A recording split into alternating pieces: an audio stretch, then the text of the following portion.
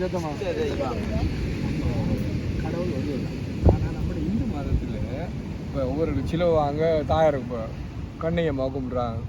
அவங்க இஷ்ட தெய்வம் கண்ணை கொஞ்சம் பேர் முருகன், கொஞ்சம் பேருக்கு பிள்ளையார், கொஞ்சம் பேருக்கு சிவருமா, கொஞ்சம் பேருக்கு காயத்ரி அம்மா, கொஞ்சம் பேருக்கு சிவடிவாவா சாப்பிட்டுருக்காங்க.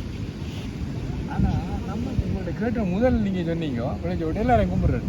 அது தவறு என்ன தவறுண்டா, நமக்கு ஒரு அம்மா இருக்க மாதிரி கடவுள் ஒருவர். அது சொல்கிற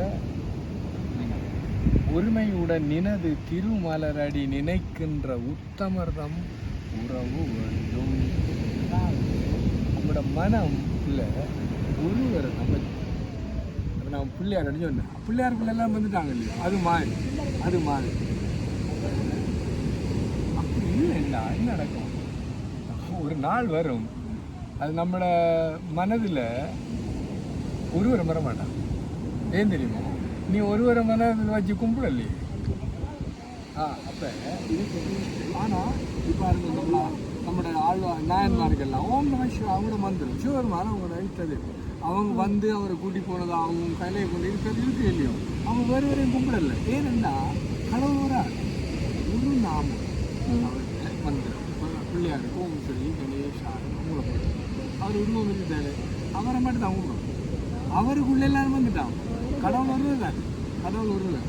நமக்கு அந்த நம்பிக்கை இல்லை. அது தவறு சரியான தவறு. அது தவறுன்னு ஏன் சொல்கிறேன்டா, யார் வருவா? நீ நம்பலையே. முதல் நாள் நம்ம ஒரு இல்லாதவருக்கு ஒரு என்ன அர்த்தம்னா கடவுள் ஒருவர்.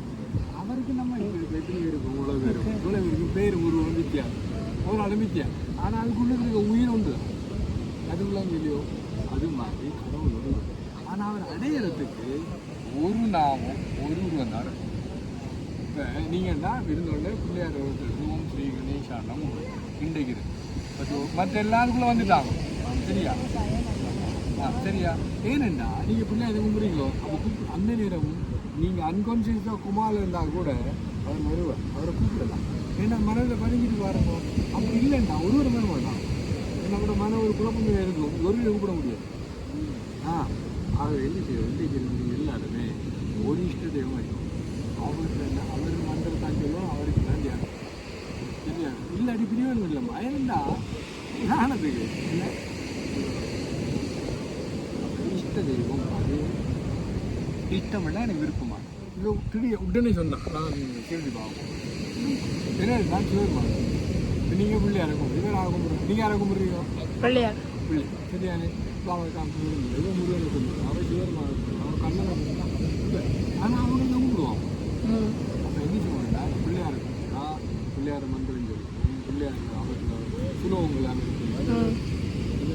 பிள்ளையார எல்லாம் அவருடைய கதையில் அவர் செய்தி திருமணியாக அதெல்லாம் படித்து அதே நினைச்சு கொண்டு அது எதை நீங்கள் எதிர்க்கிறாயோ அது கட்டுறது மாதிரி தான் நினைச்சு கொண்டிருந்தா பெரிய அசிங்க வச்சு